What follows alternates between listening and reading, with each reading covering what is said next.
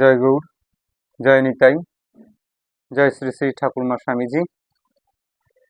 আপনাদের সকলের আশীর্বাদকে আশ্রয় করে পিতামাতার শ্রীচরণে প্রণতি জানিয়ে এবং সর্বোপরি শ্রী শ্রী গুরুবর্গের শ্রীচরণে প্রণতি জানিয়ে আজকের আলোচনা শুরু করব।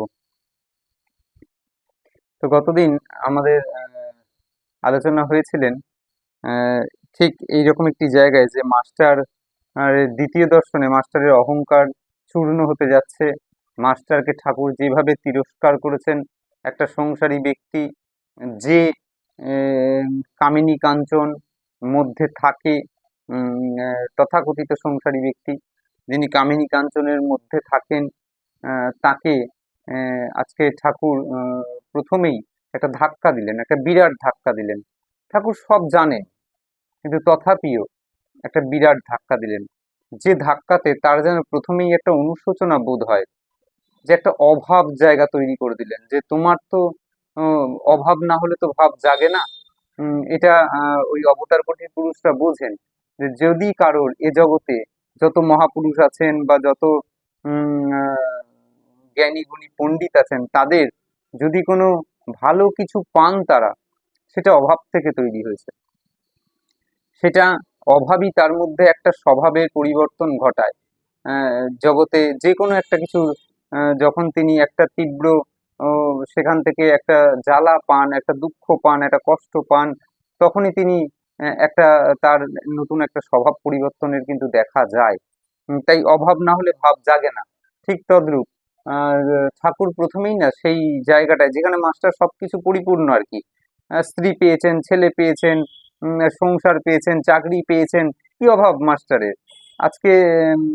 কেন তিনি তথাপিও একটা সংস্কার নিয়ে এসেছেন, তার লক্ষণ ভালো ছিল ঠাকুর বলেছেন, যার কারণে তার কিন্তু এই ঈশ্বর পথে প্রেরণা বা তার এই ঈশ্বরের দিকে এগোনোর তার চেতনা জেগেছে।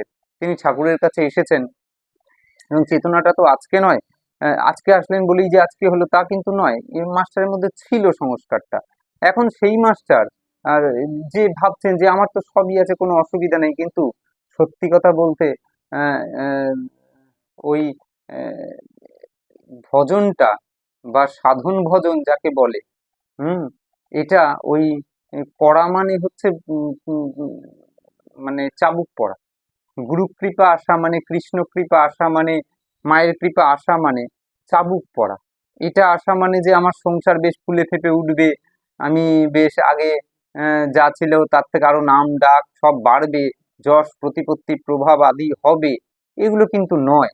এ বারবার আমরা গ্রন্থে দেখেছি, বারবার শাস্ত্রের কথায় দেখতে পেয়েছি যে মানুষ গুরুদেবের আশ্রয় নেবে কিসের জন্য? আত্মিক কল্যাণের জন্য, আধ্যাত্মিক কল্যাণের জন্য। যেখানে আমার ওই স্পিরিচুয়াল জ্ঞানটা হয়, যেখানে আমার সঙ্গে তার সম্বন্ধ ওই আধ্যাত্মিক আত্মিক সম্বন্ধ। এখানে বাইরের দেহ নিয়ে কোনো সম্বন্ধ নেই, দেহ নিয়ে কোনো সম্বন্ধ থাকে না, ইন জেনারেল থাকে না।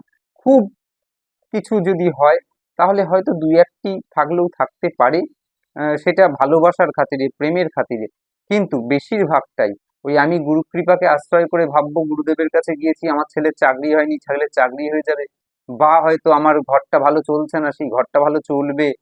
এগুলো কিন্তু গুরু কৃপার সম্বল নয়। গুরু কৃপার সম্বল হচ্ছে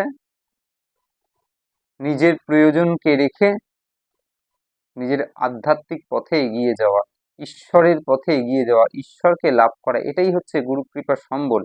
তাই মাস্টার যেখানে সংসারে পরিপূর্ণ, সেইখানে আজকে তাকে ঠাকুর দেখছেন যে এইখানে অভাব না আসলে তার ভাব তো জাগবে না। তাই প্রথমেই একটা ধাক্কা দিলেন, একটা বিরাট ধাক্কা দিলেন, যে তুমি যেগুলো পেয়েছো তুমি কি মনে করছো তুমি পরিপূর্ণ, তুমি সব পেয়ে গেছো?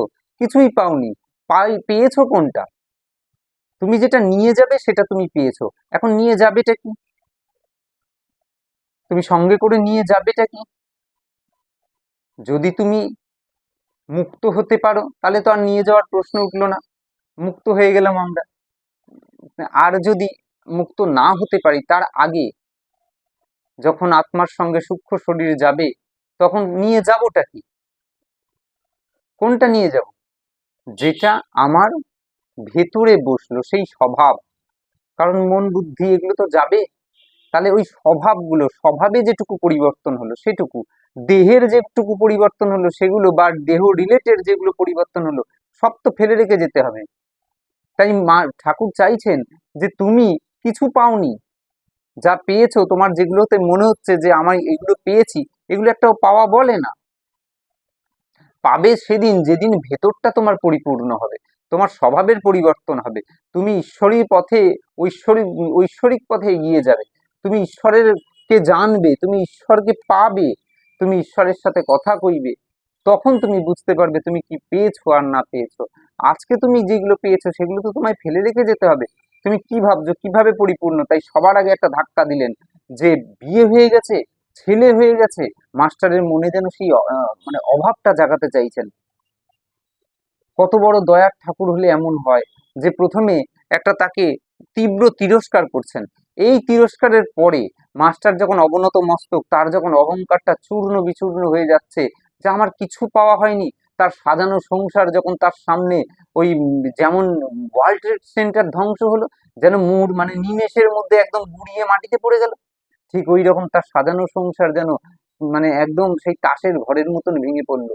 আর যখন ভেঙে পড়ছে, তার কিন্তু অহংকার মানে ওই যে একতলা দুতলা তিনতলা সে সাজিয়েছিল, পরপর পরপর একদম তলা ধূলিসাৎ হয়ে গেল। মাস্টারের চোখের সামনে মাস্টার দেখতে পাচ্ছেন যে অহংকার চূর্ণ হচ্ছে, কিন্তু তিনি আর কথা কইবেন কি? তিনি তিনি তো বুঝতে পারছেন যে ঠাকুর তাকে তিরস্কার করছেন।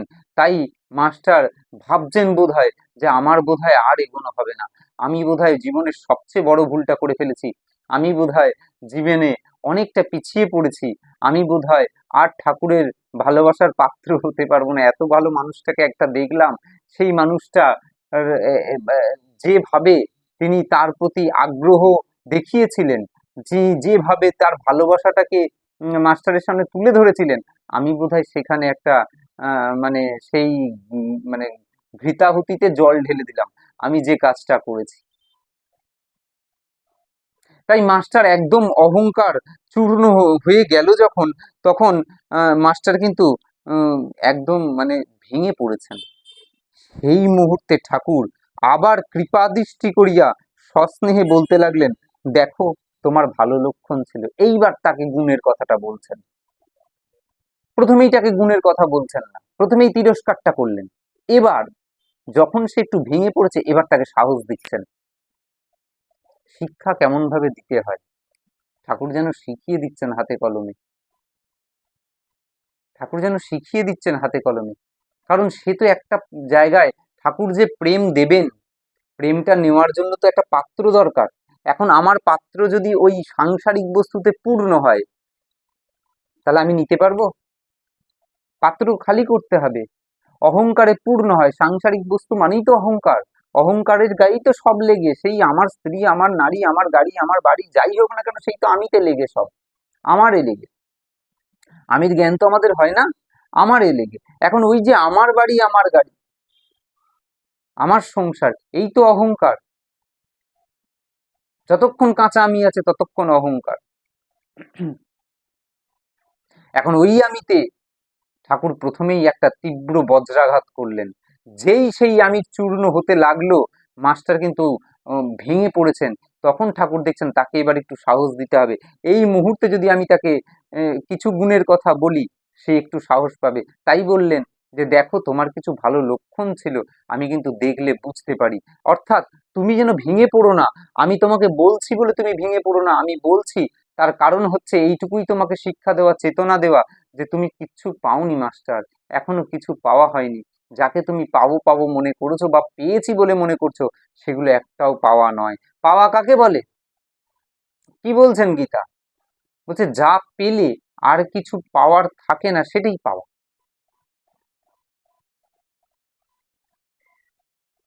জং লব্ধা ন নিবর্তন্তে তদ্ধাম পরমং মম। গীতা বললেন যেটা লাভ করলে জং প্রাপ্য, যা লাভ করলে বা জং লব্ধা, যেটা লাভ করলে ন নিবর্তন, তার ফিরে আসে না। যে বারবার চাইবো এটা দাও ওটা দাও সেটা দাও, একবার পেয়ে গেলে ব্যাস, তদ্ধাম পরমং মম, ওই ধামটাই আমার ধাম।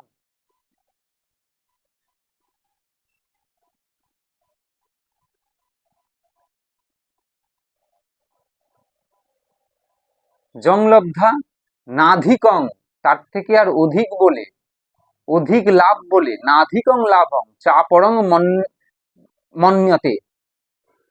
জং লব্ধা, যাকে লাভ করলে, চ অপরং লাভং চাপরং লাভং, অন্য কোনো লাভ, নাধিকং মন্যতে তত, তার থেকে আর বেশি বলে মনে হয় না। যেটা লাভ করলে অন্য কোনো লাভ তার থেকে বেশি বলে মনে হয় না, এটাই হচ্ছে পরম লাভ, এটাই হচ্ছে পরম লাভ। জং লব্ধা চাপরং লাভং নাধিকং মন্যতে তত, তার থেকে আর বেশি বলে মনে হয় না, তাই তো পরম লাভ। আমি একটা ফোন পেলাম, পরের দিন যখন গাড়ি পেলাম, তখন ফোনটা বেশি লাভের না গাড়িটা বেশি লাভের? নিশ্চয়ই গাড়িটা বেশি লাভের। গাড়ি ছেড়ে দিয়ে বাড়ি পেলাম, বিশাল একটা বাংলো পেলাম, আরো বেশি লাভের। তাহলে একটার থেকে আরেকটা লাভবান বেশি, কিন্তু ভগবান তা বলছেন না। জং লব্ধা চা পরং লাভং, অন্য কোনো লাভ তার থেকে আর বেশি বলে মনে হবে না। তখন মনে হবে যে আমি যেটা পেয়েছি সেটাই সব থেকে মূল্যবান, ওর থেকে আর মূল্যবান জগতে কিছু নেই, সেটাই তো পাওয়া। জং প্রাপ্য ন নিবর্তন্তে তদ্ধাম পরমং মম, একবার পেয়ে গেলে আর চাইয়ার জন্য ফিরে আসে না, সেটাই তো আমার পরম ধাম। তাই মাস্টার যেন বুঝতে পারছেন না যে তিনি কি চাইছেন, তিনি কি পেয়েছেন, তার চাওয়া পাওয়া মাস্টার বুঝতে পারছেন না। তাই ঠাকুর তাকে প্রথমেই প্রথমেই একটা তীব্র বজ্রাঘাত করে বলে দিলেন যে এগুলো পাওয়া নয়, এগুলো একটাও পাওয়া নয়, এগুলো একটাও পাওয়া নয়।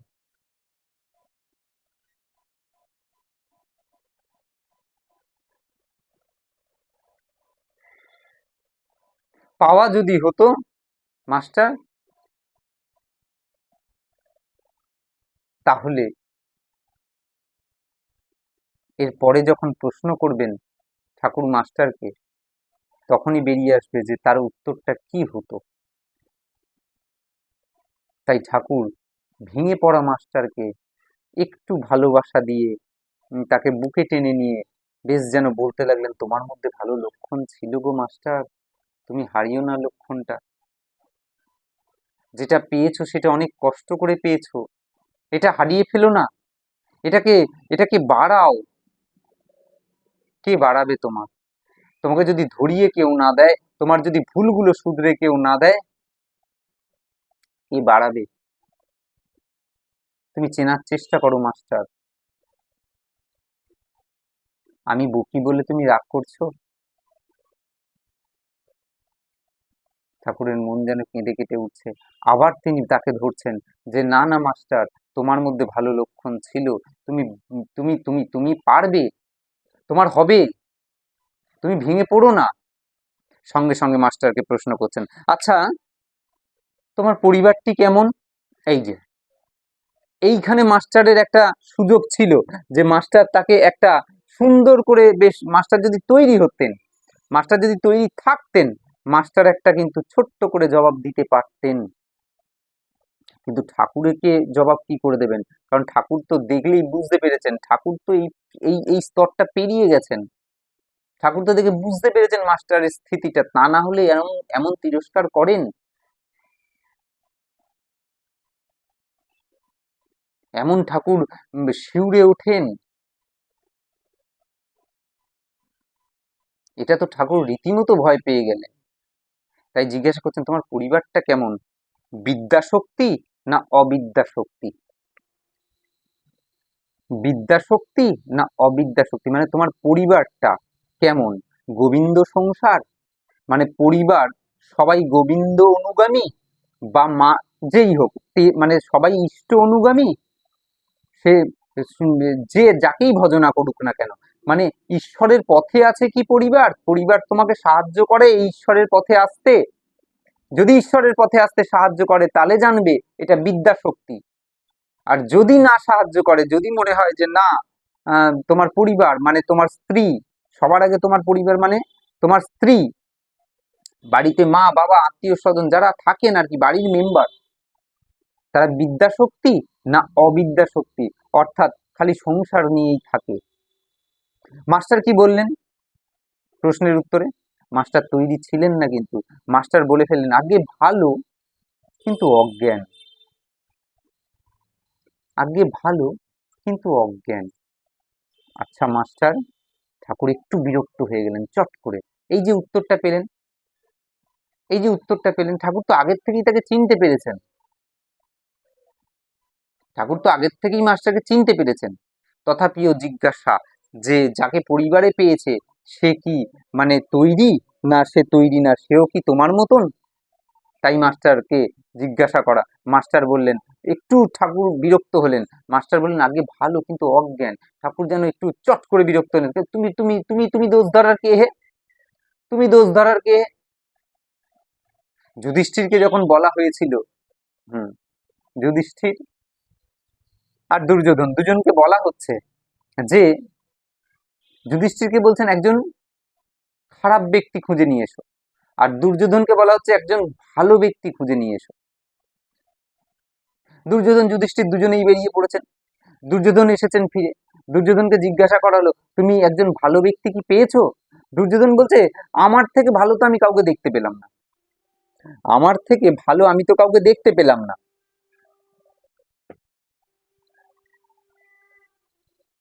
আর যুধিষ্ঠিরকে বলছেন তুমি কোনো খারাপ ব্যক্তি পেয়েছো? যুধিষ্ঠির সঙ্গে সঙ্গে উত্তর দিলেন আমার থেকে খারাপ আমি তো আর কাউকে পেলাম না। দুজনের মধ্যেই শিক্ষাটা নিতে হবে যে যুধিষ্ঠির কি বলছেন আর ওদিকে দুর্যোধন কি বলছেন।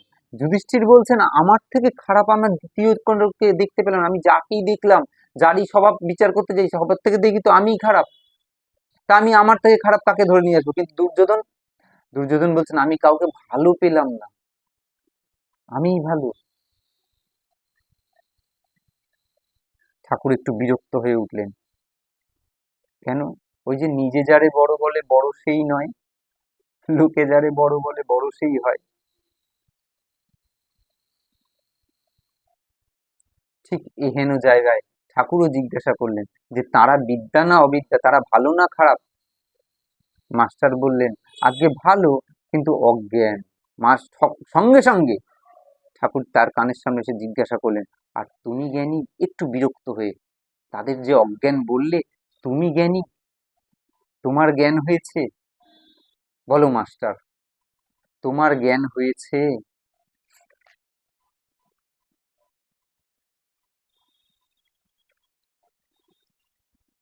তিনি জ্ঞান কাহাকে বলে আর অজ্ঞান কাহাকে বলে এখনো জানেন না। এই যে ঠাকুর পরিচিতিটা পাচ্ছেন কিসের মাধ্যমে? বাক্যের মাধ্যমে, কথার মাধ্যমে।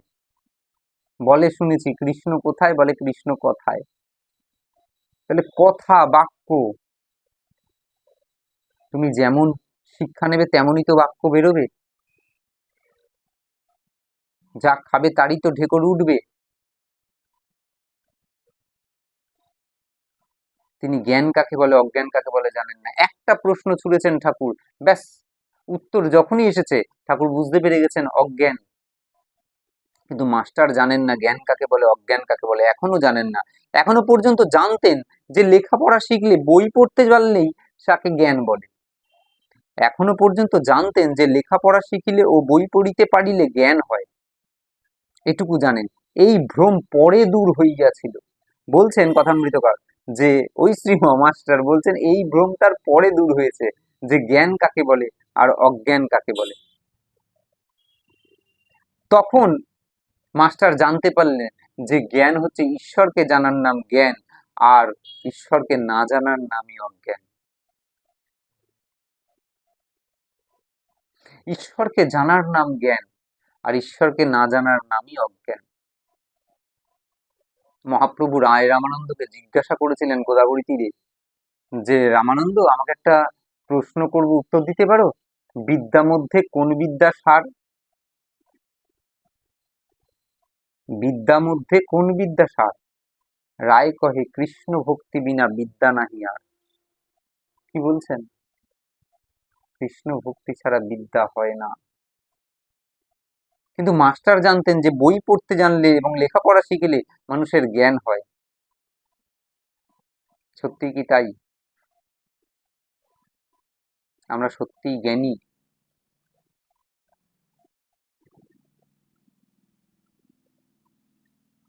পরে শুনলেন, ঈশ্বরকে জানার নাম জ্ঞান, ঈশ্বরকে না জানার নামই অজ্ঞান। ঠাকুর প্রশ্ন করলেন, তুমি কি জ্ঞানী? মাস্টারের অহংকারে এবার আরো তীব্রভাবে আঘাতটা লাগলো। এতক্ষণ তো আঘাত লেগেছিল, ঠাকুর যে শিউরে উঠছেন, মাস্টার নিজেকে দোষী ভাবছিলেন যে এইগুলোতে সঙ্গে কি সম্বন্ধ, এইগুলোতে কেন তিনি শিউরে উঠছেন, আমার বিয়ে করা নিয়ে, আমার ছেলে হওয়া নিয়ে। মাস্টার বুঝতে পারছেন না তো। এইবার যেন একদম পুরো একদম সপাটে, একদম সপাটে গালে চড় যেমন বসিয়ে দেয়, ঠিক সেই রকম অহংকারে একদম চড় বসিয়ে দিলেন ঠাকুর। তুমি জ্ঞানী? তাদের যে অজ্ঞান বললে, ঠিক আছে মানলাম তারা অজ্ঞান, তাহলে অজ্ঞান যদি তারা হয়, তুমি বিচার করছো, তার মানে তুমি জ্ঞানী হবে। তুমি জ্ঞানী হবে, তার মানে তুমি কি জ্ঞানী? এইবার মাস্টারের অহংকারে আবার বিশেষ আঘাত লাগলো। এবার ঠাকুর একটা কষিয়ে দিলেন যে তোমার অধিকার কে দিয়েছে তুমি তাকে অজ্ঞান বলো? তুমি বিচার করেছো যে তুমি জ্ঞানী না অজ্ঞানী? তুমি কি বিচার করেছো? তুমি যদি জ্ঞানী হতে তুমি তাদের অজ্ঞান বলা তবুও উচিত না, কারণ জ্ঞানী বলবে না। জ্ঞানী যিনি হয়ে যাবেন তিনি বলবেন না। তাহলে নিজে অজ্ঞান হয়েছি বলেই তো আরেকজনের মধ্যে অজ্ঞানতা দেখছি। মানুষ দেখে কোনটা? অপরের দোষ গুণ না, মানুষ দেখে সেটাই যেটা নিজের ভেতরে অনুভব করে। কারণ প্রত্যেকটি ব্যক্তি হচ্ছে তার আয়না। সে যেমন আচরণ করে ঠিক তেমনই আচরণটা ফিরে আসে। জগতের প্রত্যেকটি ব্যক্তি হচ্ছে আমার আয়না। আমি যেখানে নিজেকে দেখতে পাবো, আমি যদি আমি দেখি, আমি আমি যখন রাস্তা দিয়ে যাই, আমি সচরাচর একটা জিনিস লক্ষ্য করেছি, আমি যদি একটু জোরে কথা বলি, কে রে, সেখান থেকে উত্তর আসে আমি এই এ, এরকম জোরে। আবার যদি বলি হ্যাঁ কেমন আছো, ও কিন্তু ঠিক আস্তে করে উত্তর দেয়। অর্থাৎ আমি যেমন টোনে ছাড়ছি, ও সেমন তেমনই টোনে রিপ্লাইটা করছে। আমি যখন আস্তে ছাড়ছি, ও তখন আস্তে বলছে। তার মানে জগৎ হচ্ছে আমার আয়না। আমি যেমন আমার ভেতরে যেমন হবে থাকবে, আমি তো তেমন দেখবো আমার সামনের জনকে।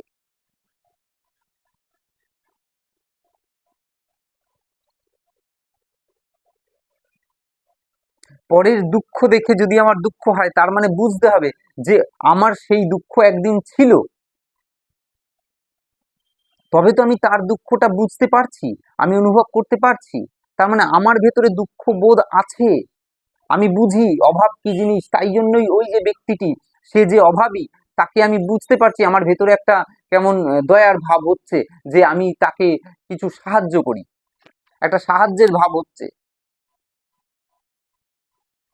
এটা হচ্ছে কেন? ভেতরের ওই ভাবটার জন্য তো। আমার যদি ভাবটা না থাকে, তাহলে সামনের ব্যক্তির মধ্যে আমি সেটা দেখবো কেমন করে?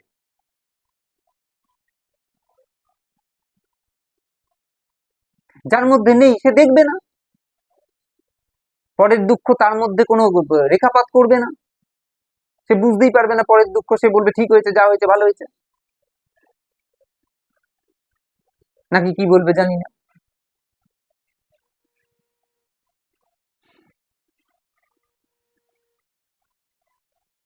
সুতরাং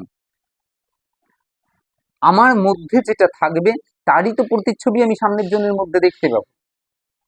আমার মধ্যে যদি হিংসা থাকে, আমি সামনের জনের মধ্যে হিংসা খুঁজে বেড়াবো। আমার মধ্যে যদি প্রেম থাকে, আমি সামনের জনের মধ্যে প্রেম খুঁজে বেড়াবো। আমি যদি নিজে পণ্ডিত হই, আমি পণ্ডিত খুঁজে বেড়াবো, আমি মূর্খ খুঁজবো না। আমার নিজের প্রতিচ্ছবি আমি সামনের জায়গায় দেখি। তাই মাস্টারের ভেতরে অজ্ঞান ছিল, মাস্টার অজ্ঞানী, তাই তো তাদের অজ্ঞানী দেখছেন। তাই ঠাকুর কানের কাছে এসে জিজ্ঞাসা করলেন একটু বিরক্ত হয়ে, তুমি জ্ঞানী? মাস্টারের অহংকারে বিশেষ আঘাত লাগলো। ঠাকুর বলছেন, আচ্ছা তোমার সাকারে বিশ্বাস না নিরাকারে? তোমার সাকারে বিশ্বাস না নিরাকারে? যখনই এই রকম আঘাত লেগেছে, ঠাকুর এবার একটু অন্যরকম প্রশ্নে চলে গেলেন, তোমার সাকারে বিশ্বাস না নিরাকারে? এই প্রশ্নটা করা স্বাভাবিকভাবেই দরকার ছিল সেই সময়কালীন। এখন এই প্রশ্নটা একটা মানে কি বলবো, না করলেও চলে। কারণ বেশিরভাগটা মানুষই এখন সাকারে বিশ্বাস করে। সাকার মানে এই যেগুলো মূর্তি পূজা, মানে ভগবানের আকার নিয়েছেন আর কি। আর নিরাকার মানে ইন জেনারেল বলা হয় যেটা ভগবানের আকার নেই। অ্যাকচুয়ালি সাকার তো তিনি বিভিন্ন আকার ধরেছেন, এইটা তার সাকার রূপ। সে গাছ রূপে আমরা সবাইকেই পুজো করি। আমাদের ভারতবর্ষে সবার পুজো করা হয়, সে নোরা থেকে শুরু করে একদম ভগবান দেবতা পর্যন্ত সবার পুজো করা হয়। আমাদের গাছে পুজো হয়, মাছে পুজো হয়, আমাদের জলে পুজো হয়, আকাশে পুজো হয়, বাতাসে পুজো হয়, আমাদের সবেতে পুজো হয়। তাহলে ভগবান যে আকারগুলো নিয়েছেন সেই হচ্ছে সাকার, তার সাকার বিগ্রহ, তার সাকার রূপ। আর নিরাকার অর্থাৎ এখানে বলা হয়েছে সেই সময়ে যে ব্রহ্মের সাধনা করা হতো, জ্ঞানীর যে নিরাকার ব্রহ্ম, তার কোনো আকার নেই, সেই জায়গায় তার সাধনার কথা বলা হয়েছে। মাস্টারকে যখনই একটা বিশেষ আঘাত পেয়েছেন মাস্টার, এরপরে একটু অন্য প্রসঙ্গে চলে গেলেন ঠাকুর। কারণ সেই যুগে একদম ব্রাহ্ম সমাজ তৈরি হয়েছিল। রাখাল, নরেন, কেশব, বিজয়কৃষ্ণ গোস্বামী, এরা সবাই ব্রাহ্ম সমাজের অন্তর্ভুক্ত। কেউ ব্রাহ্ম সমাজে শিক্ষা নিতে যেতেন, কেউ ব্রাহ্ম সমাজে শিক্ষা দিতেন।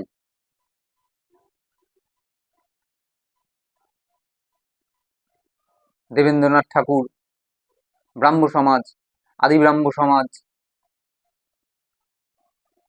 সমাজ পরবর্তীকালে অনেক ভাগে ভাগ হয়। যাক সে কথা। এখন কথা হচ্ছে যে এই যে ব্রাহ্ম সমাজের যে নিরাকার সাধনা, কারণ তখন কিন্তু এই সাকার সাধনা ঠাকুরের হাত থেকেই চলছেন। ঠাকুর সাকারের সাধনা করেন, কিন্তু বাকি যারা আসতেন তারা বেশিরভাগটাই সব নিরাকারের সাধনা, কিন্তু ব্রহ্মের উপাসনা। এবং সেই সময়কালীন এরকম ব্যাপার ছিল যে যারা ব্রাহ্ম সমাজে নাম লেখাবে তারা কোনো মন্দিরে ঢুকবে না এবং মন্দিরে প্রণাম করবে না। এর প্রমাণ পরবর্তীকালে অনেক দেখেছি আমরা। নরেনকে দেখেছি, রাখালকে দেখেছি বড় ভয়ে ভয়ে থাকতেন।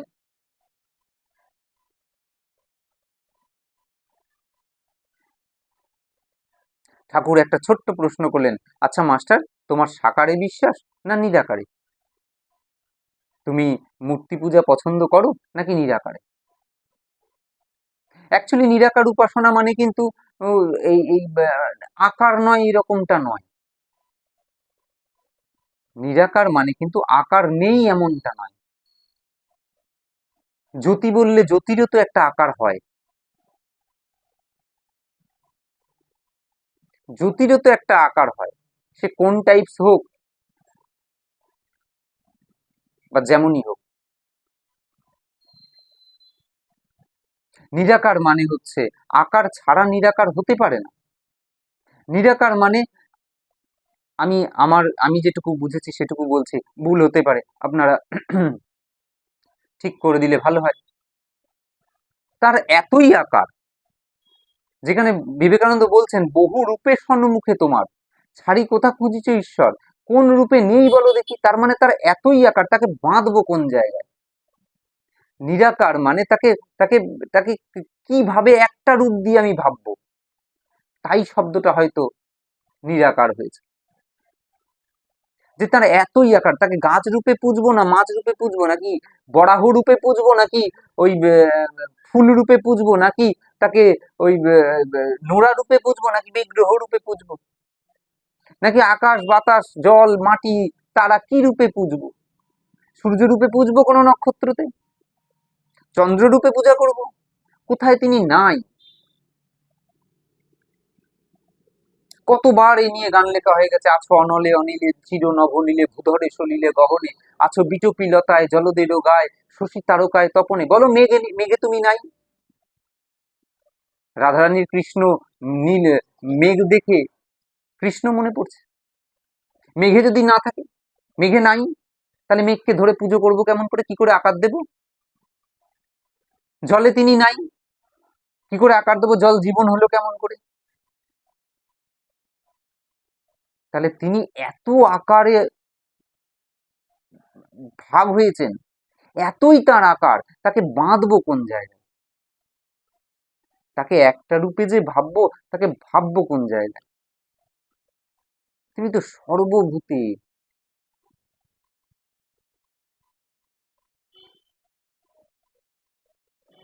তাই বোধহয় নিরাকার শব্দের প্রয়োগ হয়েছে। নাহলে আকার নেই কার? ব্রহ্ম, সেও তো একটা বিন্দু স্বরূপে থাকবে, কিছু তো একটা আকারে থাকবে। ওই বলা যখন যায় না, তখনই তাকে নিরাকার হয়তো নাম দেওয়া হয়েছে। যে ব্রহ্মকে ঠাকুর বলতেন যে ব্রহ্ম কি কেউ বলতে পারে না, সব ইটো হয়ে গেছে, ব্রহ্ম কি কেউ বলতে পারে না, হয়ে যখন গেল ব্যাস মিশে গেল, নুনের পুতুল সমুদ্র মাপতে এসেছিল, এক হয়ে গেল। খবর দেবে কে এসে? ওই ব্রহ্ম একমাত্র ইটো হয়নি, কেউ বলতে পারেনি মুখে, তাই বোধহয় কি নিরাকার। ঋষিরা তাকে জ্যোতি স্বরূপ অনুভব করছেন, বিন্দু স্বরূপে অনুভব করছেন, বিভিন্ন রূপে আছেন তিনি।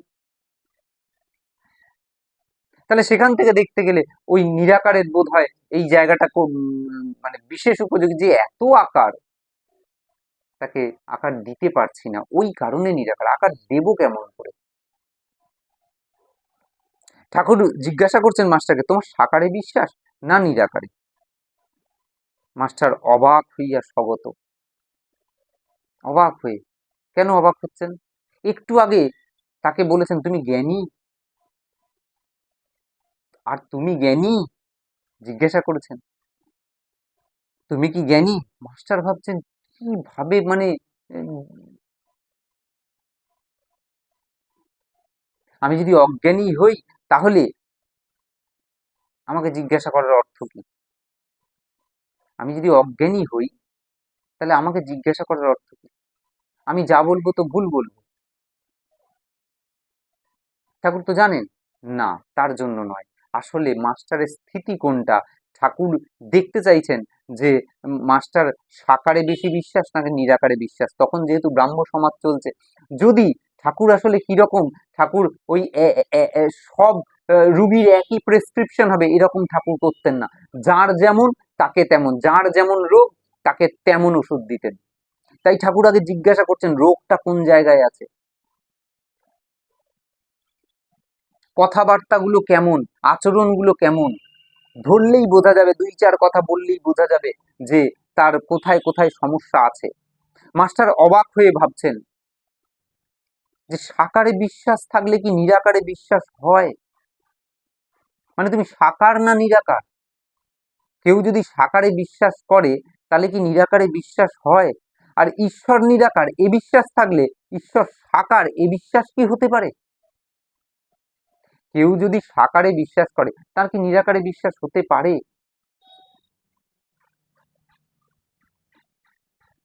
ওই যে বললাম, সাকার হচ্ছে তিনি আকার নিয়েছেন, আর নিরাকার কিভাবে বিশ্বাস হবে? যে সাকার সে নিরাকার কিভাবে হতে পারে? এইভাবে হতে পারে যে তার এত আকার যে তাকে আকার দেওয়া যাচ্ছে না। মাস্টার এই জায়গাটা বুঝতে পারছেন না, যে যিনি সাকার তিনি কি নিরাকার হতে পারেন? তিনি কি নিরাকার হতে পারেন? আর যিনি নিরাকার, যদি নিরাকার বলি, তিনি কি সাকার হতে পারেন?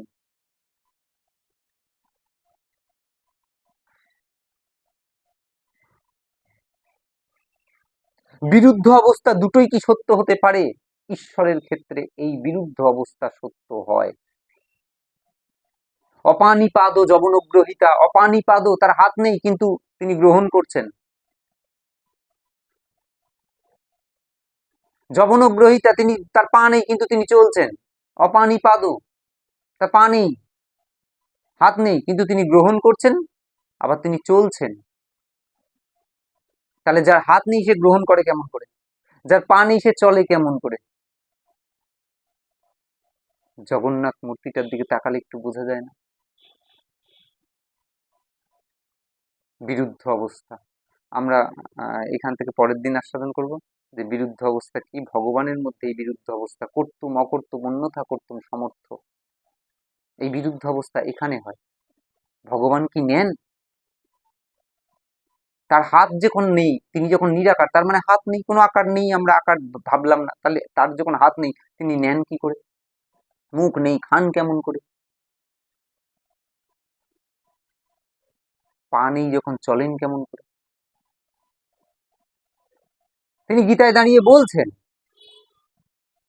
যে ত্রিজগতে আমার কোনো কর্ম নেই, কোনো কর্তব্য কর্ম নেই। নমে পার্থাস্তি কর্তব্যং ত্রিশু লোকেষু কিঞ্চন, আমার এই ত্রিজগতে কোনো কর্তব্য কর্ম নেই, তবু আমি কর্ম করি। এই যে বিরুদ্ধ অবস্থা, তিনি করেন? বলেন না, আত্মস্বরূপ পরমাত্মা স্বরূপ, তিনি কিছুই করেন না, কিছুই করতে পারেন না। কিন্তু ভগবান বলছেন আমি কর্ম করি। আমি যদি কর্ম না করি, উচ্ছিদেউরি মেলোকা, লোক সকল সব উচ্ছন্নে যাবে। না কুজ্জাং কর্ম চেদহম, তাদের কোনো চেতনা জাগবে না যে আমি কর্ম উম, করি, তাদের কর্ম করার উৎসাহ জাগবে না আমি যদি কর্ম না করি। কেন? কারণ লোকে মহাপুরুষের অনুকরণ করে বা অনুসরণ করে, অনুকরণ নয় অনুসরণ করে। মহাজন যে পথে চলবে আমাদের সেই পথে, তার বলা সেই পথে আমাদের চলতে হবে। তিনি যে পথ আমাদের জন্য আদর্শ করে দিয়ে গেছেন। তাহলে আমি যদি জগতে কর্ম না করি, লোক সকল উচ্ছন্নে যাবে, বলবে তুমি তো এসে জগতে কর্ম করনি, আমি কেন করব? তাহলে আদৌ কি তিনি কর্ম করেন? আমরা দেখলাম তিনি করছেন। আর যদি তার ব্রহ্মস্বরূপ ধরে তিনি করেন না, তাহলে কোন জায়গাটায় দাঁড়াবো? করেন না করেন না? এই বিরুদ্ধ অবস্থা। আমরা পরের দিন আসবো। জয় ঠাকুরমা স্বামী, জয় নিতাই, জয় গৌর।